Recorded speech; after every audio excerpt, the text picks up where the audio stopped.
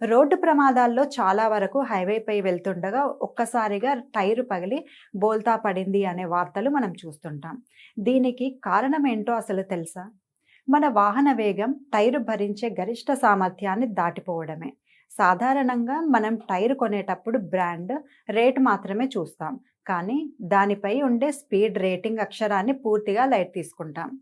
ఇక్కడే వాహనదారులు తెలుసుకోవాల్సిన ఒక most interesting and safety point ఉంది. మీ టైరు సైడ్ వాల్ మీద P225/65 R1700H లాంటి ఒక కోడ్ ముద్రించి ఉంటుంది. ఇందులో చివరన ఉన్న ఇంగ్లీష్ అక్షరమే ఆ టైరు గరిష్టంగా ఎంత స్పీడ్ను తట్టుకోగలదో చెప్తుంది.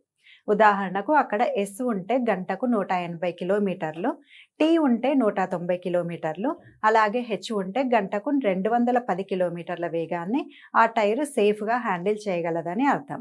ఒకవేళ ఈ లిమిట్ దాటి లాంగ్ డ్రైవ్స్లో టాప్ స్పీడ్తో వెళ్తే ఘర్షణకు టైర్లు విపరీతంగా వేడెక్కి రబ్బర్ పొరలు విడిపోయి బర్స్ట్ అయ్యే ప్రమాదం ఉంటుంది.